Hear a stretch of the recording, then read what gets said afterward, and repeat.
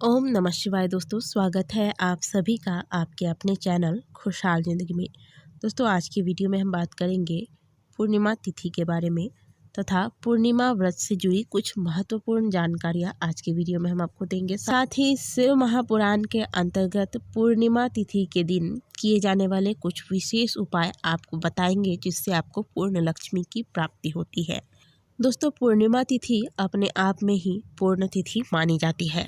हिंदू पंचांग में यह दिन बहुत अधिक महत्व रखता है, क्योंकि इसे सत्यनारायण पूजा या इष्ट देव, कुल देव इत्यादि जो भी देवी देवता हैं, इनके पूजा के आयोजन के लिए एक आदर्श दिन माना जाता है तथा आज के दिन व्रत रखने से पुत्र व पति की अकाल मृत्यु से रक्षा होती है। जिन लोगों को अक्सर किसी न किसी बात का भय बना रहता है, घर के कोई सदस्य यदि घर में ना हो, कहीं बाहर गए हों, तो मन में हमेशा एक डर बैठा रहता है, शंका लगा रहता है कि कहीं किसी के साथ कोई दुर्घटना ना हो, या फिर घर में कोई सदस्य ऐसा है जिसकी सेहत दिन प्रतिदिन गिरती जा रही है और सदैव उसके सेहत को लेकर परेशान रहते हैं। घर का कोई सदस्य गलत मार्ग पर जा रहा है या फिर धन की कमी है, तो भी इस व्रत को धारण किया जा सकता है। कुल मिलाकर कहें तो पूर्णिमा तिथि अपने आप में पूर्ण तिथि है तथा आज के दिन व्रत धारण करने से, कुछ नियमों का पालन करने से जीवन में आ रही विघ्न बाधाएं समाप्त होती हैं। जो लोग इस व्रत को शुरू करना चाहते हैं, वह माघ, आषाढ़ या फिर कार्तिक महीने के पूर्णिमा से इस व्रत को आरंभ कर सकते हैं। कई बार लोग जानना चाहते हैं कि पूर्णिमा का व्रत आखिर कितने दिनों तक करना चाहिए। तो अगर शास्त्र अनुसार आप जानना चाहते हैं तो आपको बता दें कि यह व्रत कुल 32 की संख्या में रखना ही सर्वश्रेष्ठ होता है। 32 पूर्णिमा का व्रत करने के बाद इसका उद्यापन कर लेना चाहिए। लेकिन यदि आपकी शारीरिक क्षमता ऐसी नहीं है कि आप इतने दिनों तक व्रत धारण कर सकें, तो फिर आप पूरे साल भर इस व्रत को धारण करें, इसके बाद आप इसका उद्यापन कर दें। लेकिन यदि आप किसी विशेष कामना के साथ इस व्रत को धारण कर रहे हैं और इसका पूर्ण फल चाहते हैं, तो आप कोशिश करें कि 32 पूर्णिमा का व्रत करने के बाद ही आप इसका उद्यापन करिए। आपको हमने पहले भी बताया कि पूर्णिमा तिथि पर विशेष रूप से सत्यनारायण भगवान की कथा का आयोजन किया जाता है, उनका पूजा किया जाता है, साथ ही माता लक्ष्मी का भी पूजा किया जाता है। लेकिन जो लोग पूर्णिमा का व्रत धारण करते हैं, पूर्णिमा का व्रत करते हैं, उन्हें किसकी पूजा करनी चाहिए, ये जानना भी बेहद जरूरी है।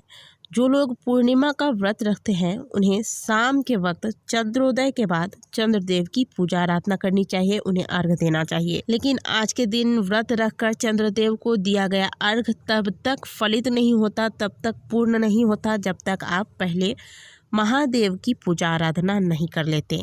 यानी कि आज के दिन पहले आप महादेव की पूजा करें, इसके बाद आप चंद्रदेव की पूजा आराधना करें, उन्हें अर्घ दें।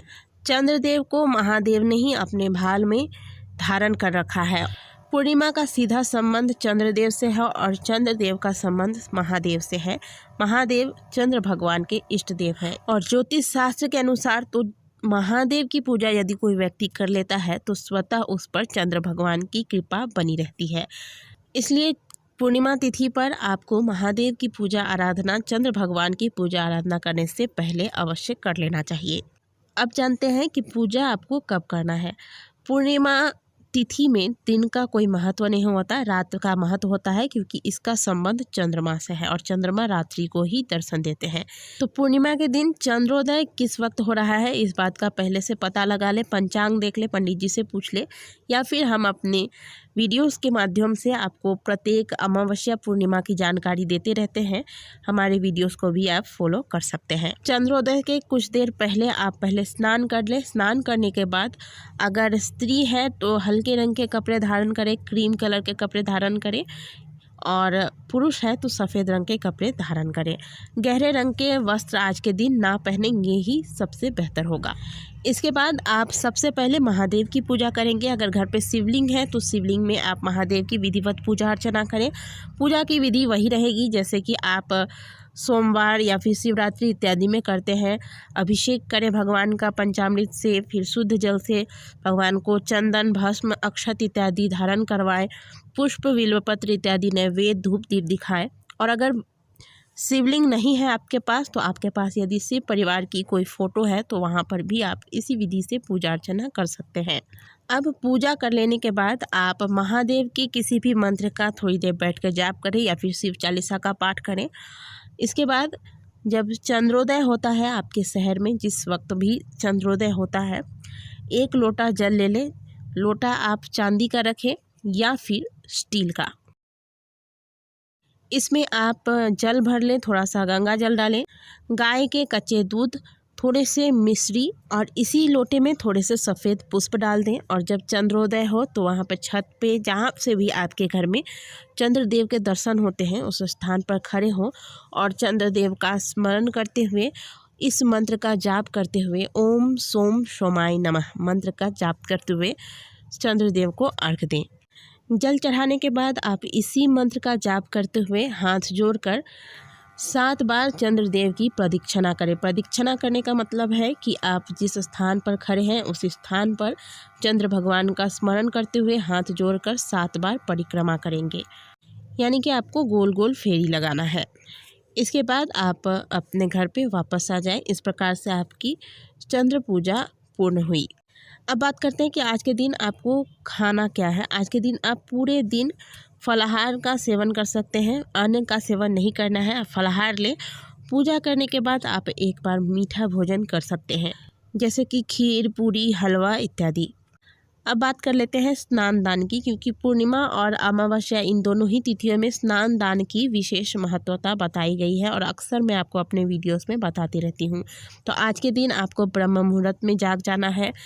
घर की साफ़ सफाई कर लेने के बाद आप आज के दिन स्नान के जल में गंगा जल मिलाकर हर हर गंगे, ओम नमो भगवते वासुदेवाय इन मंत्रों का जाप करते हुए स्नान करें और अपने क्षमता अनुसार ब्राह्मणों के लिए कुछ भी दान अवश्य निकालें। वैसे तो आज के दिन आप अन्न दान कर सकते हैं, वस्त्र का दान कर सकते हैं, ब्राह्मणों को भोजन करा सकते हैं, लेकिन अगर आपसे सामर्थ्य में नहीं है तो फिर कम से कम 11 रुपये या फिर 21 रुपये तो आज के दिन आप अवश्य निकाल कर रखें ब्राह्मणों को दान देने के नाम से। और फिर संभव हो तो आज ही के दिन ब्राह्मणों को यह पैसे आप दे दें दान में, और अगर नहीं हो पाता है किसी कारणवश तो अगले दिन तो अवश्य दे दें। दान का पैसा काफ़ी दिनों तक अपने घर में जमा करके रखना अच्छा नहीं माना जाता है, इससे घर में नकारात्मक ऊर्जाएं बढ़ती हैं। अब बात करते हैं कि आज के दिन आपको खास में क्या करना है।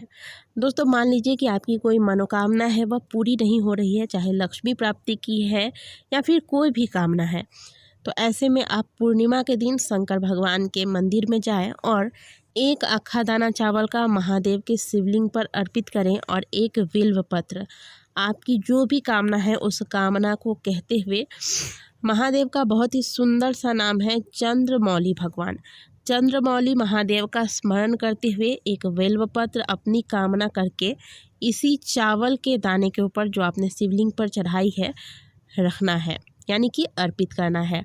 और इस बेलपत्र का जो डंडी वाला भाग है वह आपकी ओर हो, इस बात का ध्यान रखें। जहाँ से खड़े होकर आप चावल चढ़ा रहे हैं वहीं से खड़े होकर आपको बेलपत्र चढ़ाना है और उस बेलपत्र का जो डंडी वाला भाग है वह आपकी ओर हो। अब 1 लोटा जल में गंगा जल मिलाकर महादेव के इसी नाम का स्मरण करके, यानी कि चंद्रमौली भगवान का स्मरण करके अपनी कामना कहकर 1 लोटा जल शिवलिंग पर अर्पित करें। इसी जल को नेत्रों में लगाकर महादेव को प्रणाम करके पुनः वापस घर में आ जाए। शिव महापुराण की कथा कहती है कि पूर्णिमा तिथि पर किए गए इस उपाय से व्यक्ति की जो भी कामना है वह महादेव की कृपा से पूर्ण होती है। बहुत ही सुंदर सा और बहुत ही छोटा सा उपाय है जिसे कि कोई भी बहुत ही आसानी से कर सकता है। तो यदि आपकी भी कोई कामना है जो पूरी नहीं हो रही है तो कर लीजिए यह छोटा सा उपाय पूर्णिमा के दिन। आशा करते हैं कि आज की दी गई जानकारी आपको अच्छी लगी होगी। वीडियो अच्छी लगी है तो वीडियो को लाइक करें, कमेंट बॉक्स में हर हर महादेव अवश्य लिखें। मिलते हैं आपसे अगले वीडियो में, तब तक के लिए ओम नमः शिवाय, हर हर महादेव।